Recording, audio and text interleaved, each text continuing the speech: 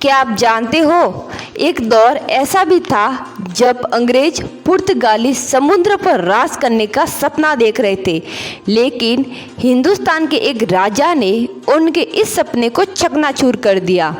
एक ऐसी नौसेना जिससे हिंद महासागर तक कांप उठता था, एक ऐसा योद्धा जिसने हिंदुस्तान की पहली बार शक्तिशाली समुद्री ताकत बना दिया। ये कोई और नहीं बल्कि छत्रपति संभाजी महाराज की मराठा सेना थी। मराठा नौसेना की शुरुआत कैसे हुई, आइए जानते हैं।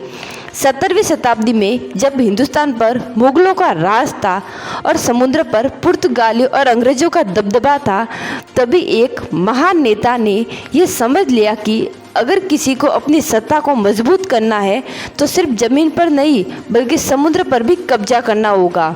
ये सोच थी छत्रपति संभाजी महाराज की। उन्होंने महसूस किया कि मुगल और बाहरी आक्रमणकारियों को हराने के लिए सिर्फ मजबूत किले और घुड़सवार सेना काफ़ी नहीं। इसीलिए उन्होंने भारत को पहली शक्तिशाली नौसेना की नींव रखी। शिवाजी महाराज ने कहा, जलमेव यस्य बलमेव तस्य, मतलब जिसका समुद्र पर अधिकार होगा वही सच्चा ताकतवर होगा। मराठा नौसेना की ताकत कैसे बढ़ी, आइए जानते हैं। समुद्री किलों का निर्माण। शिवाजी महाराज ने कई अजय समुद्री किले बनवाए, जैसे सिंधुदुर्ग किला, जिसे समुद्र के अंदर इस तरह से बनाया गया कि दुश्मन चाहकर भी इसे पार न कर सके।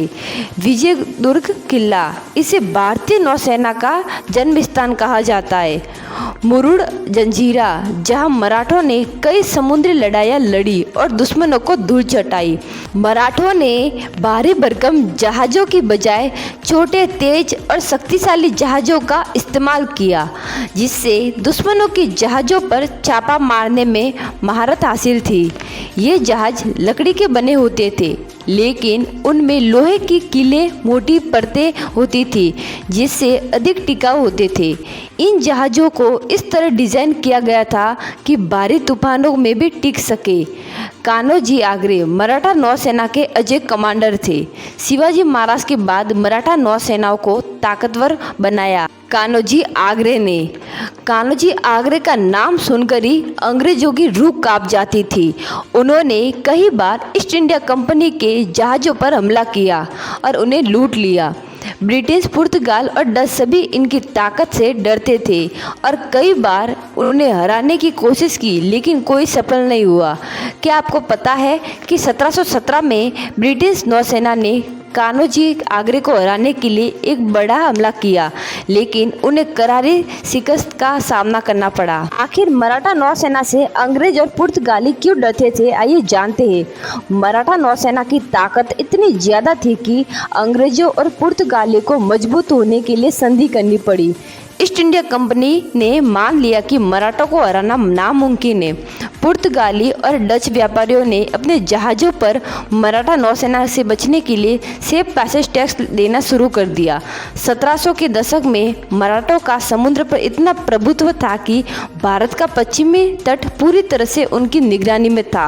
आखिर मराठा नौसेना इतनी ताकतवर थी तो समुद्र विजय पर उनका अंत कैसे हुआ? 18वीं शताब्दी में जब पेशवा शासन आया तो मराठा नौसेना की ताकत धीरे धीरे कम होने लगी। ब्रिटिश ने धीरे धीरे अपनी नौसेना को मजबूत किया और आधुनिक युद्धपोतों का इस्तेमाल किया। 1818 तक जब पूरा मराठा साम्राज्य अंग्रेजों के नियंत्रण में आ गया तो मराठा नौसेना भी कमज़ोर हो गई। लेकिन ये ऐतिहासिक सच है, अगर मराठा नौसेना और मजबूत होती तो शायद अंग्रेजों को भारत पर राज करने का मौका ही नहीं मिलता। छत्रपति संभाजी महाराज और कान्होजी आंग्रे ने भारत को ये सिखाया कि सिर्फ ज़मीन पर नहीं बल्कि समुद्र पर भी अपना राज करना जरूरी है। आज भी जब भारतीय नौसेना की बात होती है तो मराठा नौसेना की वीरता को हमेशा याद किया जाता है।